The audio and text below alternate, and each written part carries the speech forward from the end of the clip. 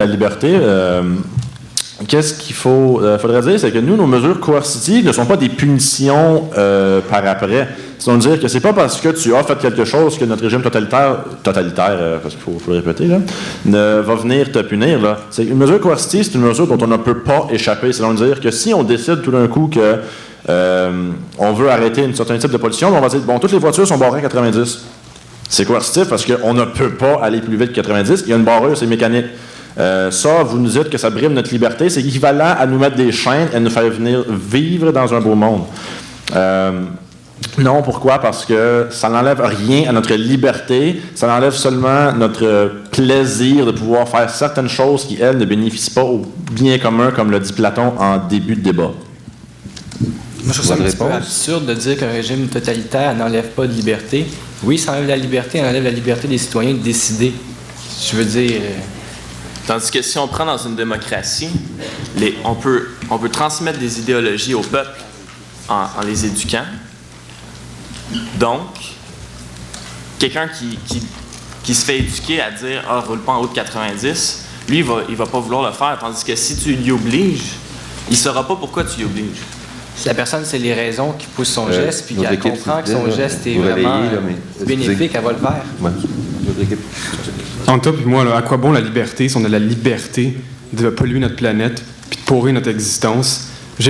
Personnellement, moi, je supporte pas la liberté des gens qui nous font du mal comme ça. Je vais pas pointer personne en particulier, mais il y a comme peut-être une élite économique, les gens qui produisent, les gens qui prônent l'idéologie de consommation, peu importe. Ces gens-là ont la liberté de nous faire subir les conséquences de leurs actes. Pour moi, ça, c'est un type de liberté dont on doit se débarrasser absolument. Pour pouvoir permettre, par exemple, la liberté des gens qui n'existent pas encore, comme les générations futures. Eux autres ne seront pas libres de vivre à cause de nos propres petites libertés hédonistes, tu comprends-tu? Julien, merci. On va arrêter ça ici. Je m'excuse. Il y a des règles. Une autre question, s'il vous plaît? Oui. L'équipe du Pour a mentionné l'exemple de l'Empire romain. La République, dans laquelle un homme pouvait prendre le pouvoir sous prétexte que la République était en danger. Le dernier homme qui s'est servi de ce pouvoir-là, c'est Jules César, et il ne l'a jamais remis. Et ses successeurs ne l'ont pas fait non plus. Et la République est devenue un empire dans lequel la démocratie n'existait plus, peu importe qu'elle était en danger ou pas. Qu'avez-vous à dire? Merci beaucoup. Je pense que l'Empire romain, c'est un exemple comme quoi c'est possible de concentrer les pouvoirs avec un certain consensus de la masse. Là, à dire qu'après ce pouvoir-là est révocable ou non, ça dépend du contexte. Puis je suis prêt à dire que le contexte de l'Empire romain est drastiquement différent du nôtre, donc je sais pas exactement où tu voulais en venir. Peut-être que tu pourrais préciser.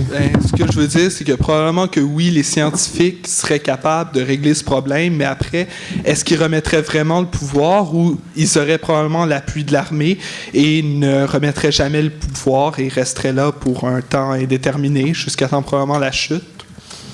On peut fabuler là-dessus pendant longtemps, là, mais je pense qu'il y a des moyens assez efficaces de faire, excusez-moi l'anglicisme, des fail-safe, comme quoi... Les scientifiques en tant que tels, c'est pas des politiciens, ils représentent pas des idéologies dominantes dans la société. Puis, de par leurs mesures coercitives, ils n'auront pas un support de la population non plus. Donc, une fois que le problème est réglé, je pense que cette espèce de comité-là se dissoudrait de lui-même. Le problème étant réglé, ils n'auront plus de support. Le support est basé sur un consensus commun. Si le consensus commun vise à régler un problème environnemental, une fois que le problème est réglé, je pense que ça va de soi que les scientifiques vont se désister. Jonathan, je pense que... Oui, mais c'est que les scientifiques, c'est des humains. Moi, je pense qu'ils vont peut-être avoir pris le goût du pouvoir, vont vouloir rester là. Ils ne décideront pas de renoncer du jour au lendemain à tout leur pouvoir. C'est quand même... C'est ça, c'est des humains.